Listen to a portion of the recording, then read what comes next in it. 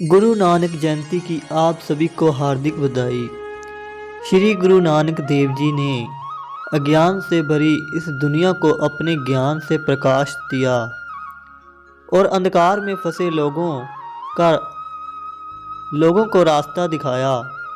और आज भी गुरु जी के दिए गए ज्ञान से लोगों को रास्ता मिलता है। रोज की तरह एक दिन गुरुजी संगतों को उपदेश दे रहे थे कि व्यक्ति को हमेशा ही अच्छे कर्म करते हुए उस परमात्मा का शुक्रिया अदा करना चाहिए और निंदा, अहंकार व लालच से बचना चाहिए, क्योंकि निंदा इंसान के अच्छे कर्मों को नष्ट कर देती है और अहंकार इंसान की बुद्धि को और लालच मनुष्य को बुरे कर्म करवाकर मुसीबत में डालता है। गुरु नानक देव जी यह उपदेश दे रहे थे कि संगत में से एक व्यक्ति ने गुरु जी से पूछा, गुरु जी, इंसान को कर्मों का फल मिलता है, ठीक है, मगर वह तो मरने के बाद मिलता है। कहते हैं जिसने अच्छे कर्म किए होते हैं उसे स्वर्ग मिलता है और जिसने बुरे कर्म उसे नरक मिलता है। परंतु गुरुजी, मरने के बाद क्या पता चलेगा कि नरक मिला या स्वर्ग।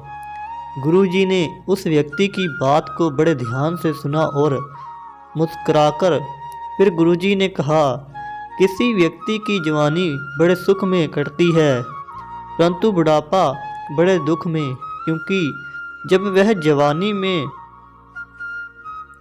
सुख में था तब उसने अच्छे कर्म ना करके बुरे कर्म किए, जिसके कारण अब दुख भोगना पड़ रहा है।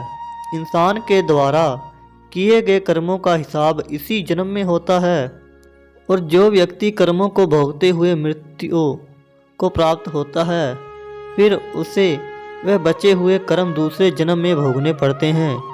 किसी को रोग मिलता है तो किसी को सारी जिंदगी निसंतान रहना पड़ता है और किसी को संतान मिलती है लेकिन वह हमेशा दुख ही देती है। यह सब इंसान को उसके द्वारा किए गए कर्मों के अनुसार मिलता है। इसलिए इंसान को अच्छे कर्म करने चाहिए, किसी का दिल नहीं दुखाना चाहिए, किसी की निंदा नहीं करनी चाहिए, क्योंकि निंदा इंसान के अच्छे कर्मों को नष्ट कर देती है। उस परमात्मा का सिमरन करते रहना चाहिए। इंसान के द्वारा किए गए कर्मों के अनुसार उसे इसी जन्म में नरक और स्वर्ग मिलता है। आज अगर उस परमात्मा ने हमें सुख दिया है तो वह हमारे अच्छे कर्म हैं, इसलिए हमें और अधिक अच्छे कर्म करने चाहिए।